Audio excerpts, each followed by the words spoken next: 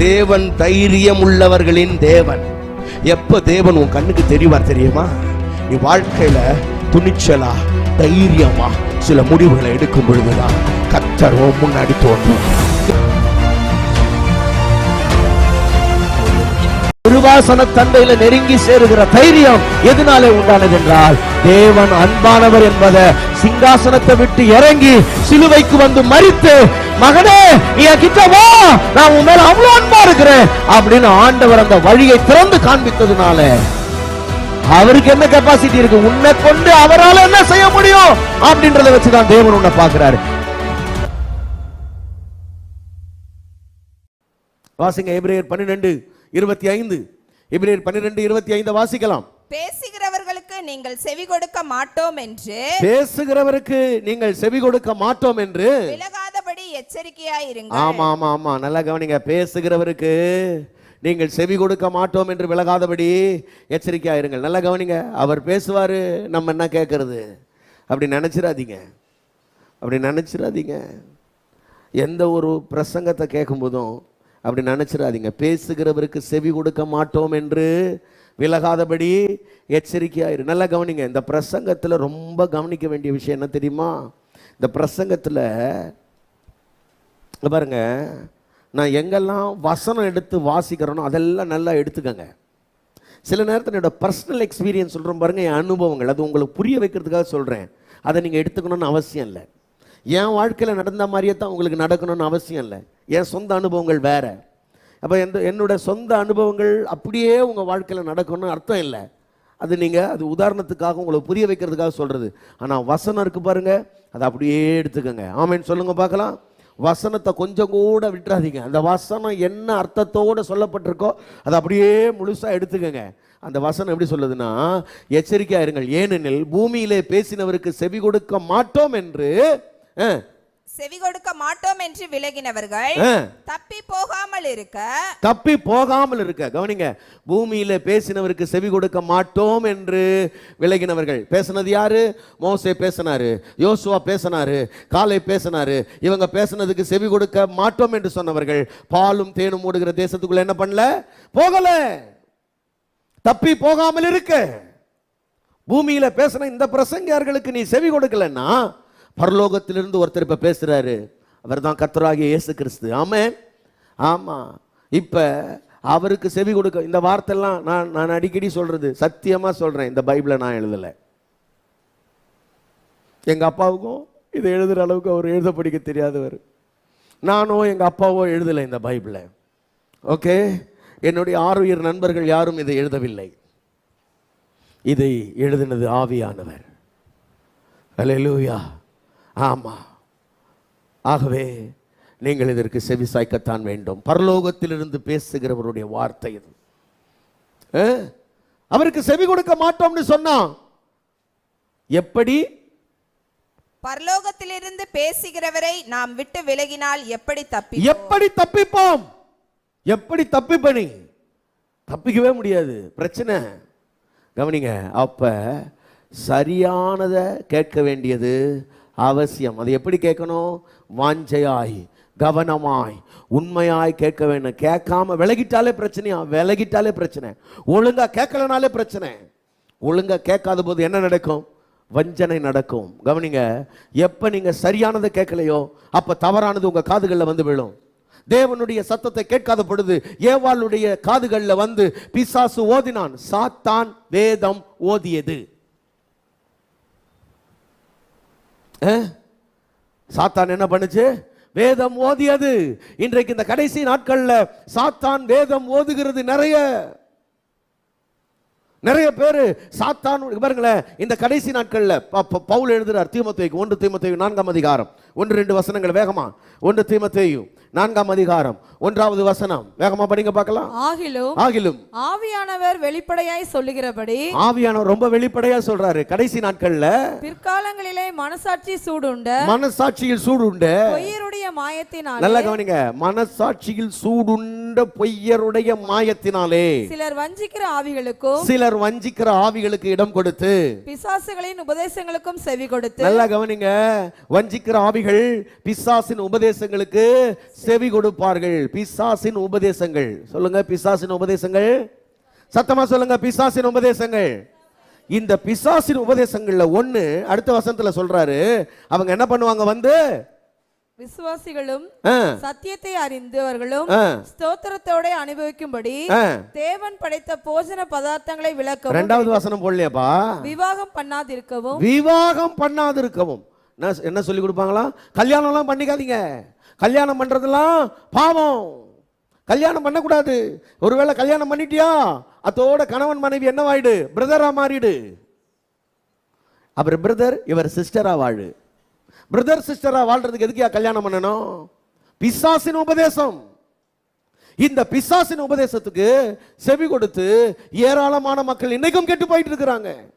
ஆவியானவர் இவ்வளவு வெளிப்படையா சொல்லியும் எவ்வளவு பேர் பார்த்திருக்கீங்களா நீங்க? கல்யாணம் பண்ணாம இருந்தா தான் அந்த கோயிலுக்கு தான் நாங்க போவோன்றான் நம்மாலு. கல்யாணம் பண்ண மேலோட பிரதிஷ்டை கிடையாது, பேய் உபதேசம் அது. சியோனுக்கு போவோம், போக மாட்டேன், எழுதி வை. பிசாசின் உபதேசத்தை போதிச்சுக்கிட்டு அதை போய் மேலான உபதேசம், மேலான பரிசுத்தம்னு. ஆவியானவர் வெளிப்படையா இவ்வளவு தெளிவா எழுதி வச்சிருக்காரு. அங்க போய் உட்காந்து நம்மால் குப்பை கொட்டிக்கிட்டு இருக்கான். விவாகம் பண்ணாது இருக்கவும், இது தெளிவா இருக்கா இல்லையா? பிசாசின் உபதேசத்துல ஒண்ணு கல்யாணம் பண்ணக்கூடாதுன்றது இருக்கா இல்லையா? இருக்குதானே? உங்க பைபிள் அப்படி போடு. ஏங்க என் பைபிள் அப்படி இருக்கு, உங்க பைபிள் அப்படி இருக்கா? உங்க பைபிள்ல இருந்தா டிக் பண்ணி வச்சுக்கோங்க. கல்யாணம் பண்ணக்கூடாதுன்னு சொல்றது பிசாசோட உபதேசம் ஒண்ணு. அதுக்கு அடுத்தது பாருங்களேன், சிலதெல்லாம் ஸ்தோத்திரத்தோட சாப்பிட்டா ஒன்றும் பிரச்சனை இல்லை. சாப்பிட்றது, உடுத்துறதெல்லாம் அதெல்லாம் தேவன் அனுபவிக்கும்படி நமக்கு பாராட்டின சில நன்மைகள். சரியா? சில ஆட்கள் பாருங்க, இதெல்லாம் விளங்குறது இல்லை. சில ஆட்களுக்கு நம்மால் என்ன நினைக்கிறோம் தெரியுமா? ஐயா அவங்கெல்லாம் கன்னியாஸ்திரியா போயிட்டாங்கய்யா, எவ்வளோ அர்ப்பணிப்பு. பாவிகளா, உங்களுக்கு புரியலையா? அது எவ்வளோ ஜாலியான வாழ்க்கை. என்னங்க உங்களுக்கு புரியுதா? புரியல. எங்க குடும்பஸ்தனா இருக்கிறது தாங்க கஷ்டம். ஒருத்தரை கட்டிக்கிட்டு ஐயோ ஆண்கள்லாம் லைட்டா தான் தெரிகிறாங்க. காலமெல்லாம் எங்க போனாலும் ஒரு போனு, எங்க நிக்கிற, எங்க போனேன், எங்க வந்த, ஒரே பதில் சொல்லிட்டு இதோ வந்துடுறேன். வரும்போதே முட்டை வாங்கினு வா, வரும்போதே மாவு வாங்கினு வா, கொசுவத்தி காலி ஆயிடுச்சு அப்போ 10:30 மணிக்கு. இதெல்லாம் பண்றது எவ்வளவு கஷ்டம். பாருங்க, எவனுமே கேப்பார் மேய்ப்பார் கிடையாது. காலைல எப்போ வேணா எழுந்துக்கலாம், எப்போ வேணா போகலாம், எப்போ வேணா வரலாம். துணியை துவைச்சாலும் உண்டு, துவைக்கலனாலும் உண்டு. வீட்டை பெருக்கினாலும் உண்டு, பெருக்கனாலும் உண்டு. 3 வேளை கடையில சாப்பிட்டு நிம்மதியா வாழ்றாரு ஃபாதரு. இவன் சொல்றான் கல்யாணம் பண்ணிக்காம வாழ்றது என்ன? ஐயோ உனக்கு தான் புரியல விவரம். அது ரொம்ப ஜாலியான வாழ்க்கை. மேலும் பிரதிஷ்டை இல்லையா? இல்லை, இதான் பிரதிஷ்டை. இதுல இருக்குது பாரு பிரதிஷ்டை. எங்க போக முடியாது. அப்படி நம்தா அப்படி ஒரு இடி, இப்படி நம்தா இப்படி ஒரு இடி, எல்லா விதத்திலும் நெருக்கப்பட்டு நாங்கள் ஒடுங்கி போகிறதில்லை. இதான் மேலான பிரதிஷ்டை. இந்த மேலான பிரதிஷ்டையில வாழ்ந்துன்னு நாங்க, இவன் வேற எங்கேயோ போய் சீயோனுக்கு போறேன்றான். சீயோனுக்கு போற வழியை இங்க அகாப்பே சபையில சொல்லித்தரோம். இது ஒன்று. அப்புறம் அது நிறைய லிஸ்ட்டு போட்டுக்கிட்டு இருக்காரு, நிறைய சொல்கிறாரு. விசுவாசிகளும் தேவன் படைச்ச சில நல்ல காரியங்களை அனுபவிக்கும்படி படைச்ச நல்ல காரியங்களை, அதெல்லாம் வேணாம், அதெல்லாம் தப்பு. சாப்பிட்டா தப்பு, ட்ரெஸ்ஸு போட்டால் தப்பு, நல்ல கலர் ட்ரெஸ். கலர் ட்ரெஸ்ஸா? உலகம் உலகம் எது எது உலகம்? கலராக ஒரு ட்ரெஸ்ஸு போட்டுறக்கூடாது, உலகம். பாருங்க, அது உலகம்னா என்னன்றதெல்லாம் அப்புறம் படிக்கலாம். கலர் ட்ரெஸ் போட்டால் உலகம். 2 நகை, கொஞ்சம் கழுத்தில் ஒரு செயின், கழுத்தில் செயின் தெரிகிற அளவுக்கு போடுறியா? அவ்வளோ பெருமை வந்துடுச்சு எனக்கு. உடனே ஆவியில் நிறைஞ்சிடறான் நம்மளு. ஏ ஜிம்பலக்கடி பம்பா.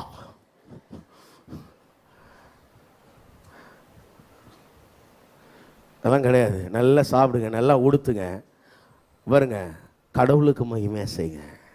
இங்கே யாருக்கேனும் நம்மளை விளம்பரப்படுத்திக்கிறதுக்கு எதையும் செய்யாதீங்க.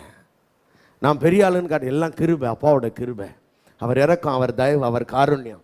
சாப்பிட்றது, உடுத்துறது, வாழ்றது, இந்த வாழ்க்கை எல்லாம் அவர் கிருபை, அவர் புண்ணியம். அவர் காருண்யத்தினால சாப்பிட்றோம், அவர் காருண்யத்தினால உடுத்துறோம், எல்லாம் அவரால் வந்தது. ஆமென். எத்தனை பேர் அதை நம்புறீங்க? ஆமாம். எதுலேயும் எங்க நம்மளை பெருமை பாராட்டுறதுக்கு ஒன்றுமே இல்லை. சுட்டது எருமை, அதுலடா பெருமைன்ற மாதிரி இங்கே இங்கே இங்கே எல்லாமே அவரால் வந்தது. இங்கே நான் என்று சொல்லிக் கொள்றதுக்கு எதுவுமே கிடையாது. அப்போ தவறான போதனைகளுக்கு செவி. இங்கே பாருங்க, இன்னொரு இடத்துக்கு போவோம். கொஞ்சம் தீத்து 1ஆம் அதிகாரம் 9வது வசனம், கொஞ்சம் வேகமா. தீத்து 1 பாருங்க. சில ஆட்கள் யோசிக்கிறாங்க, எப்போ முடியும்? முடியவே முடியாது, தொடரும். போடுங்க.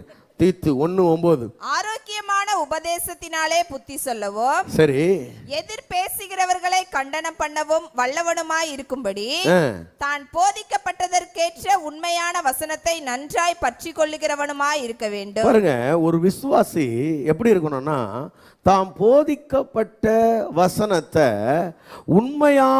அந்த உண்மையான வசனத்தை நன்றாய் பற்றி கொள்ளுகிறவனா இருக்க வேண்டும். முதல்ல என்ன போதிக்கிறாங்கன்னு முதல்ல காது கொடுத்து கவனமா கேட்கணும், அதையே பிடிச்சுக்கணும், அதுலயே உறுதியா இருக்கணும். இங்க பிரச்சனை என்னன்னா, கேட்கறதுல இருந்து வழுவி போறது தான் பிரச்சனை.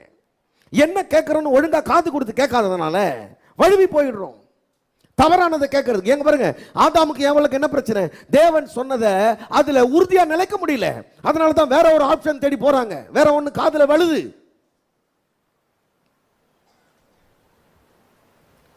எந்த பிரசங்கத்தை கேட்டாலும் அந்த பிரசங்கம் பாருங்க, ஒரு காலகட்டம் வரைக்கும் தேடி தேடி தேடி தேடி கூட்டங்களுக்கு ஓடுவேன். என்னென்ன கன்வென்ஷன், என்னென்ன மீட்டிங், எத்தனை பிரசங்காரோட பிரசங்கம் மைண்டுக்குள்ள அப்படி ஒரு பக்கம், இந்த பக்கம் ஒரு அருவி, அந்த பக்கம் ஒரு அருவி, அப்படி எல்லாம் கொட்டும். ஒரு கட்டத்தில் எல்லாம் கொட்டி பைத்தியமாயி எதுதான் சரி, எதுதான் சரி, அப்படிப்பட்ட ஒரு நிலைக்கு 20-22 வயசு இருக்கும்போது ஒரே குழப்பம், கயமையான்னு. மீன் மார்க்கெட்டை விட மோசமாக இருந்தது மண்டை. ஏன்? அவ்வளவு தேடல், அவ்வளவுத்தையும் கேட்டு குழம்பி பாருங்க. அதுக்கு பிறகு ஒரு 24-25 வயசு ஆகும்போது கொஞ்சம் லைட்டாக அப்படி ஒரு டாட் மாதிரி கொஞ்சம் புரியுது. அப்படி கொஞ்சம் புரிய ஆரம்பித்தோடனே அதுலேயே அப்படியே வந்தோம். அப்புறம் ஒரு 30 வயசு ஆகும்போது இன்னும் கொஞ்சம் தெளிவு. எவ்வளோ காலங்களாக இருக்குது தெரியுமா? கொஞ்சம் கொஞ்சமாக புரிஞ்சு, கொஞ்சம் கொஞ்சமாக தெளிஞ்சு பாருங்க. நாங்கள் சரியானவற்றை தேடி கண்டுபிடிக்கிறதுக்கு அவ்வளவு காலம் ஆயிட்டு. நான் சொல்கிறேன், நீங்கள் ரொம்ப ஈஸியாக அதெல்லாம் கேட்குறீங்க. எவ்வளோ பெரிய பாக்கியவான்கள் தெரியுமா நீங்கள்? கர்த்தருக்கு ஸ்தோத்திரம். இந்த வாலிப பிள்ளைகள்லாம் இன்னும் பாக்கியசாலிகள். நீங்கள் கேட்கும்போதே சரியானதை கேட்டு வளர்றீங்க பாருங்க, எவ்வளோ ஆசீர்வாதம் தெரியுமா உங்களுக்கு? பிரைஸ் லார்ட், அல்லேலூயா. ஆமாம், நாங்கள் போட்டு உடைச்ச மாதிரி குழப்பிக்க தேவையில்லை. காலையில் வேற ஒருத்தர் ஒரு பிரசங்கம் பண்ணோன்னா இப்போ இன்னொருத்தர் வேற ஒரு பிரசங்கம் பண்ணுவார்.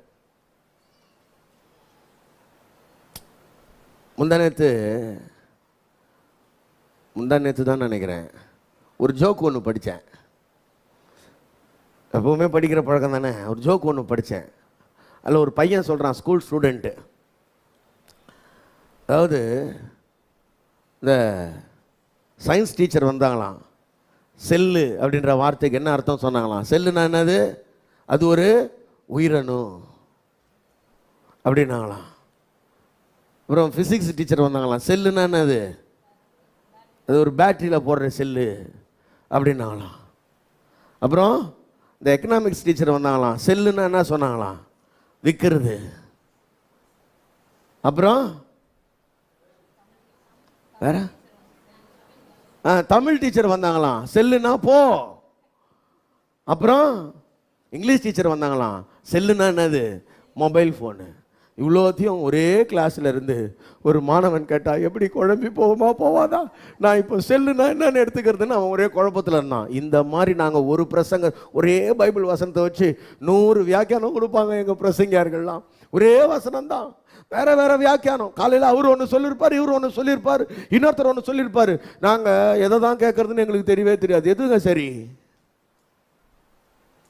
சில சபைகள்லாம் பார்த்தீங்கன்னா 7 வார்த்தைகள் பேசுவான் நம்மால். 7 வார்த்தை தான். 50 வருஷமாக 7 வார்த்தையை பேசுகிறான். 7 பேர் பேசுகிறான். வேற வேற பேசுகிறான். அதே வார்த்தையை மாற்றி மாற்றி பேசுகிறான். அதான் விளங்கலை நமக்கு. இப்போ 7 வசனத்துக்கு 7 அர்த்தம் இல்லைப்பா, ஒரே அர்த்தம் தான். அதுக்கு ஒரே விளக்கம் தான். அது என்ன பண்ண முடியாது, மாற்ற முடியாது, மாற்றக்கூடாது அப்படின்னு அப்புறம் தேடி தெளிவடைஞ்சு இப்போ உங்களுக்கு சொல்லி கொடுத்துனுக்குறோம். அப்போ அருமையான தேவனுடைய சின்னங்களே, நீங்கள் என்ன பண்ணணும், தவறானதை கேட்காதபடி ஜாக்கிரதையாக இருக்கணும். கேட்டு நீ என்ன என்ன எதை எதை எதை போதிக்கப்பட்டாயோ அதை பற்றி கொள்றவனாக இருக்கணும். அடுத்த வசனத்துக்கு போங்க. 10வது வசனம். அநேகர் விசேஷமாய் விருத்த சேதனம் உள்ளவர்கள் அடங்காதவர்களும் வீண் பேச்சுக்காரரும் மனதை மயக்குகிறவர்களுமாய் இருக்கிறார்கள். பாருங்க, இதுல கொஞ்சம் லூசுங்க இருந்திருக்கிறானுங்க. அங்க கொஞ்சம் லூசுங்க இருந்திருக்காங்க. அந்த பிரசங்கம் கேட்டா, பவுலோட பிரசங்கத்தை கேட்கறதுக்கு ஒரு கூட்டம் இருந்தா, அவர் பேசுறது தப்புன்னு சொல்லி இவங்க மனசெல்லாம் என்ன பண்றாங்களாம், மயக்கிறாங்களாம். அது யாருன்னா விருத்த சேதனம் உள்ளவர்கள். அங்க இருந்த யூதர்களை பற்றி பேசுறாரு அவர். இந்த யூதர்கள் என்ன பண்றாங்கன்னா, தப்பான சில பாரம்பரியங்களை, நியாயப்பிரமாண போதனைகள் எல்லாம் கொண்டு வந்து இங்க என்ன பண்றதுன்னா பிரசங்கிக்கிறது. பேசி பேசி பேசி இவங்களை பிரெயின் வாஷ் பண்றது. தப்பானதெல்லாம் சொல்லி சொல்லி சொல்லி. ஏன்னா இவனுக்கு சரியானதும் தெரியாது, தப்பானதும் தெரியாது. இதை கேட்டு இந்த மனசை மயக்கிறான் பாருங்க. அப்படி மனசை மயக்கும் போது தான் பவுல் சொல்றாரு, ஜாக்கிரதை. 11 படிங்க. அவர்களுடைய வாயை அடக்க வேண்டும். அவர்களுடைய வாயை அடக்கு. அவர்களுடைய இழிவான ஆதாயத்துக்காக அவன் வேற ஏதோ அவன் மைண்ட்ல இருக்குது. தகாதவைகளை உபதேசித்து குடும்பத்தையே கெடுத்துடுறான். முழு குடும்பமும் கெட்டு போச்சு. ஐயா, தப்பான பிரசங்கம் கேட்டா என்ன ஆயிடும் சொல்லுங்க? அங்க என்ன போட்டிருக்குது? குடும்பம் கெட்டுரும். தப்பான பிரசங்கம் கேட்க போனேன்னா குடும்பம் கெட்டுரும். சில ஆட்கள் பாருங்க, நம்ம சபையில சில நேரத்தில் நான் என்ன சொல்லுவேன், சில நேரத்தில் பாருங்க, முதல்ல இங்கே கேட்குற வசனமே நீங்கள் கேட்டு இதை உள்வாங்கி இதை ஆராய்ந்து இதை சரின்னு எடுத்துக்கிறது எவ்வளோ நல்லது. சில ஆட்கள் இங்கே ஒன்று கேட்டுட்டு அப்புறம் அந்த பிரதர் கொஞ்சம் எங்களுக்கு சொன்னாரியா, போ, அந்த பிரதர் சொன்னார், இந்த பிரதர் சொன்னார், எங்களுக்கு தெரிஞ்ச ஒரு ஊழியக்கார் வந்தாரியா. எதையாவது கேட்டு தொலை. நான் என்ன பண்ணுறது, ஒன்றும் பண்ண முடியாது. வாழ்க்கை பத்திரம், குடும்பங்கள் பத்திரம், நல்லா வாழணும். ஆமேன். சிலர் முழு குடும்பத்தையும் கெடுத்துடுறான். முழு குடும்பமும் கெட்டு போச்சு. பிரசங்கம் தான், வேற ஒன்றும் கிடையாது. அவரும் பிரசங்கிக்கிறார். என்னத்தை பிரசங்கிக்கிறார்? இதே பைபிள்ல இருந்து பிரசங்கிக்கிறார். பிரசங்கிச்சு கெடுத்துடுறார். முழு குடும்பங்கள் கவிழ்த்து போடப்படுகிறது. அதனால தான் 13வது வசனத்துல பவுல் எழுதுறாரு. கவனிங்க, வாசிங்க. இந்த சாட்சி உண்மையா இருக்கிறது. இந்த சாட்சி உண்மையா இருக்கிறது. இது முகாந்திரமாக அவர்கள் யூதருடைய கட்டுக்கதைகளுக்கும் சத்தியத்தை விட்டு விலகுகிற மனுஷருடைய கற்பனைகளுக்கும் செவிகொடாமல். என்னென்ன கட்டுக்கதை? கற்பனை கதை. சொல்லுங்க, கட்டுக்கதை, கற்பனை. ஆமா, ஐயா அவரும் நம்ம பிரதர் தானையா. எவன் சொன்னது நம்ம பிரதர்? இதனால தான் யாக்கோபு 3:1 சொல்லியிருக்கிறார், அநேகர் என்ன ஆகியிருக்காரு? என் சகோதரரே அதிக ஆக்கினையை அடைவோம். யாருக்கு அதிக ஆக்கின? போதகர்களுக்கு. ஏன்னா இந்த மாதிரி தப்பா பிரசங்கிச்சு கேட்கறவனுடைய வாழ்க்கையெல்லாம் கெடுக்க வச்சிட்டேன்னா அதிக ஆக்கின போதகருக்கு. அதனால போதகர் ஆயிடாதேன்னு. கவனிங்க, என்கிட்ட பைபிள் ஸ்கூல் படிக்கிறவங்களுக்கு எப்பவும் சொல்றது என்னன்னா, முதல்ல நல்ல விசுவாசியா இருக்கிறதுக்கு முயற்சி பண்ணு. என்னுடைய ஃபேவரட் வசனம், செத்த சிங்கத்தை பார்க்கலாம் உயிருள்ள நாய் வாசி. முதல்ல நல்ல விசுவாசியா இருக்கிறதுக்கு பாரு. இங்க பாருங்க, முதல்ல ஒரு ஒரு ஒரு ஒரு நல்ல விசுவாசியா இருக்கிறதுக்கு முயற்சி பண்ணுவோம். 1. 2வது, உங்க குடும்பத்திலிருந்து ஊழியத்தை ஸ்டார்ட் பண்ணுங்க. உங்க குடும்பத்திலிருந்து ஊழியம். அதாவது ஒரு கணவனா நீங்க ஒரு நல்ல கணவனா முதல்ல இருக்கிறதுக்கு முயற்சி பண்ணுங்க. நல்ல மனைவியா இருக்கிறதுக்கு முயற்சி பண்ணுங்க. நல்ல அம்மாவா, நல்ல அப்பாவா இருக்கிறதுக்கு முயற்சி பண்ணுங்க. இது நீங்க செய்யற முதல் தரமான ஊழியம். 2வது, அதுக்கப்புறம் கடவுள் உங்களுக்கு வாய்ப்பு கொடுத்தா, உங்களுக்கு நேரம் இருந்தா, அதுக்கு பிறகு தேவனுக்காக உங்க தாளந்துகளை, வரங்களை எல்லாம் நீங்க என்ன பண்ணுங்க, பயன்படுத்துங்க. உங்கள் நேரத்தை, உங்கள் தாளந்துகளை, உங்கள் பணத்தை எல்லாம் தேவனுக்காக அப்புறம் பயன்படுத்துங்க. அதுக்கு பிறகு கடவுள் என்ன பண்ணுறாருன்னா அவர் செய்ய வேண்டியதெல்லாம் ஆட்டோமேட்டிக்காக செய்வார். கவனிங்க, தவறான போதனைகளுக்கு உங்களுடைய செவியை சாய்க்காதபடி ஜாக்கிரதையா இருங்க. இன்னும் ரெண்டு வசனம் படிங்க. 1 தீமோத்தேயு 1:3. 1 தீமோத்தேயு 1:3. வேற்றுமையான உபதேசங்களை போதியாதபடிக்கு விசுவாசத்தினால் விளங்கும் தெய்வீக பக்தி விருத்திக்கு ஏதுவாயிராமல். நல்லா கவனிங்க, விசுவாசத்தினால் விளங்கும் தெய்வீக பக்தி விருத்திக்கு ஏதுவாயிராமல் தர்க்கங்களுக்கு ஏதுவாய் இருக்கிற கட்டுக்கதைகளையும். நல்லா கவனிங்க, ஒரே தர்க்கங்களுக்கு ஏதுவாய் இருக்கிற கட்டுக்கதைகள், முடிவில்லாத வம்ச வரலாறுகள் முன்னாடி படிச்சிங்க பாருங்க. அங்கேயும் இதே மாதிரி கட்டுக்கதைகள். சில ஆட்களுக்கு இந்த மாதிரி ரொம்ப இந்த கதை கேட்கறது ரொம்ப பிடிக்குது. ஏன்னா இந்த பைபிளோட சம்மந்தப்பட்ட சில கதைகள்லாம் சொல்றது இப்போ ரொம்ப ஃபேமஸ்.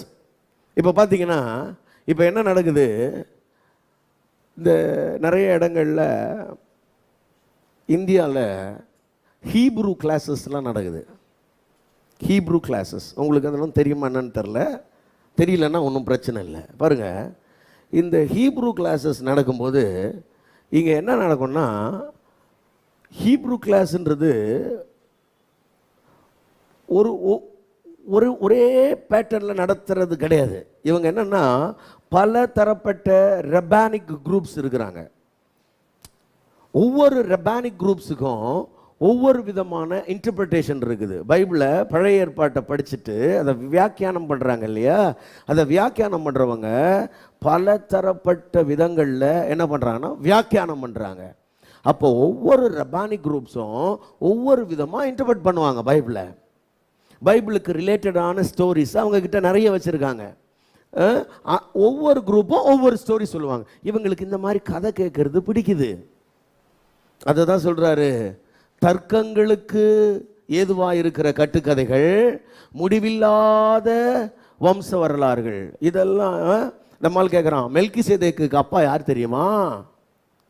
மெல்கிசேதேக்கு எந்த வம்சத்தை சேர்ந்தவர் தெரியுமா? அவர் வம்ச வரலாறே இல்லாதவன் போட்டுடுச்சு பைபிள். இவன் என்ன பண்ணுறான், மெல்கிசேதேக்கோட வம்சத்தை ஆராயிறான். எது இப்போ இல்லையோ இதை தான் இவன் தேடுவான்.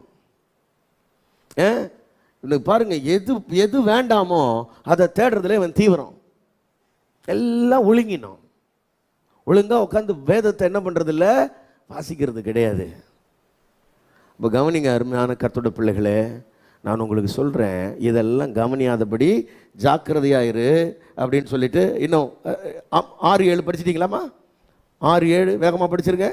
இவைகளை சிலர் நோக்காமல் வீண் பேச்சுக்கு இடம் கொடுத்து விலகி போனார்கள். எதை வீண் பேச்சுக்கு இடம் கொடுத்து? பாருங்க, இந்த வீண் பேச்செல்லாம் சொல்கிறது ஏதோ உட்காந்து வெட்டியாக பேசுறதுலாம் கிடையாது. இந்த மாதிரி நாங்கள் ஆவிக்குரிய காரியங்களை பேசுகிறோம், நாங்கள் பைபிள் தான் பேசுவோம். சில ஆட்கள் நினைக்கிறான், நாங்கள் என்னப்பா பேசிட்டு போகிறோம். கெர்சோன் அடிக்கடி சொல்வார், நாங்கள் என்ன பிரதர் பேசுவோம், வெறும் ஆவிக்குரிய விஷயம்தான்.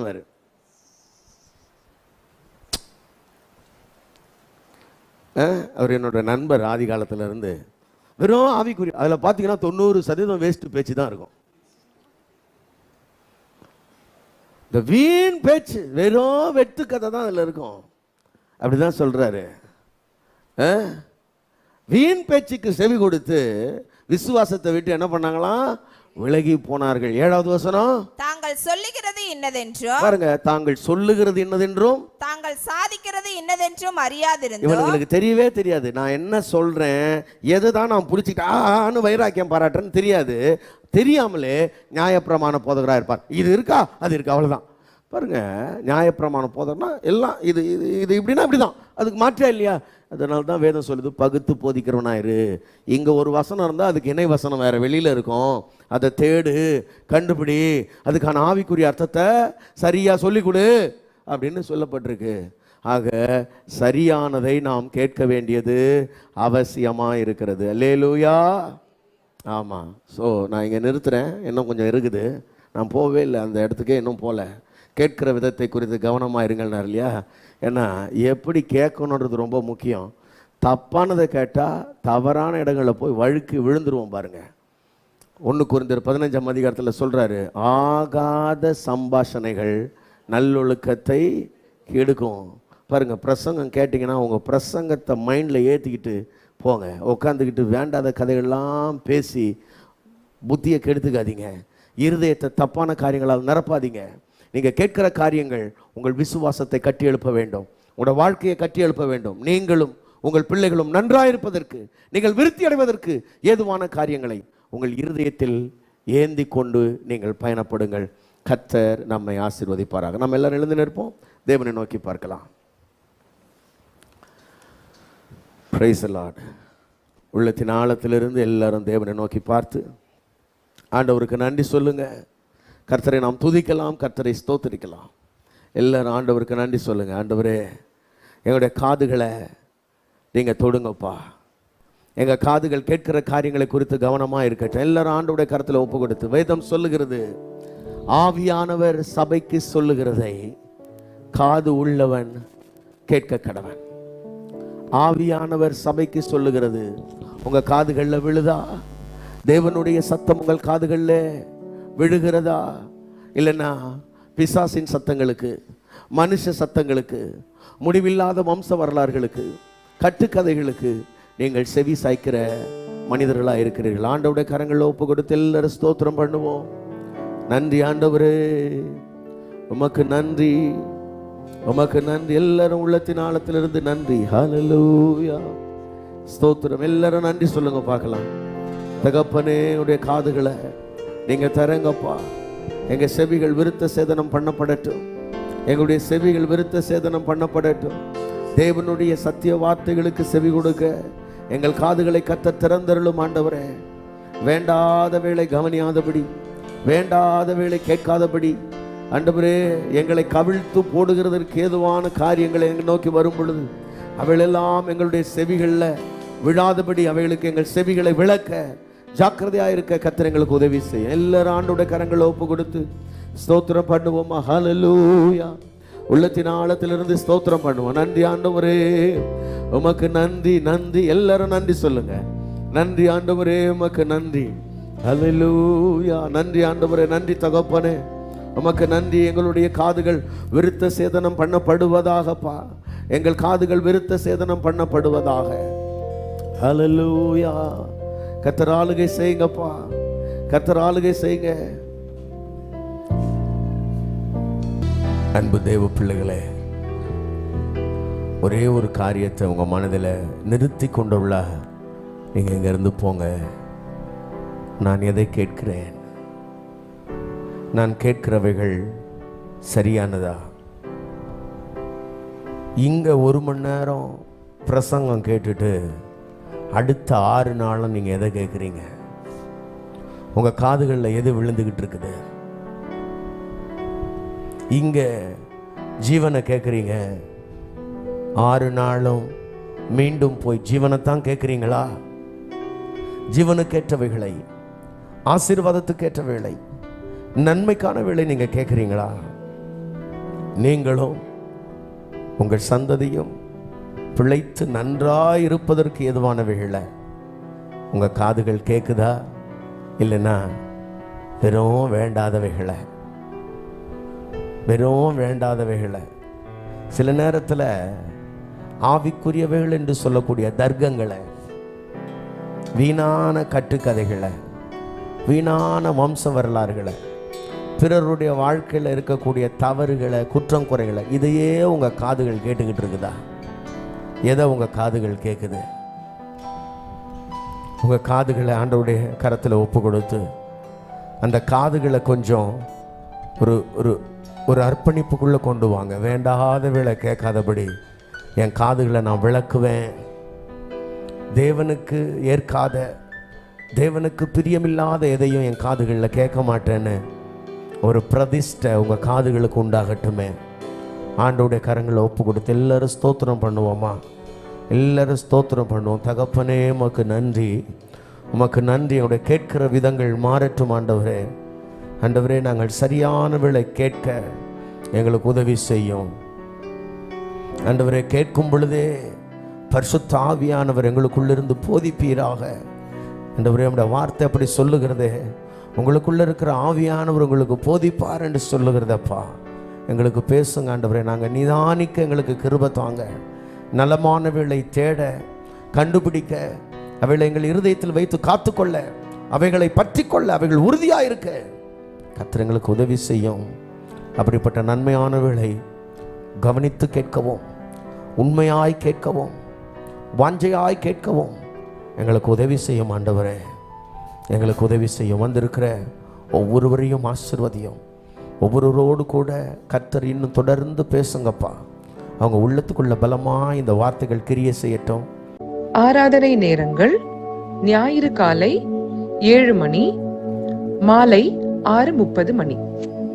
எங்களை தொடர்பு கொள்ள வேண்டிய தொலைபேசி எண்கள் 92-831-6066-2, 98-406-7255. எங்களை தொடர்பு கொள்ள வேண்டிய முகவரி: அகாப்பே சபை, எண் 189, EH ரோட், கொருக்குப்பேட்டை, சென்னை 6,21,000.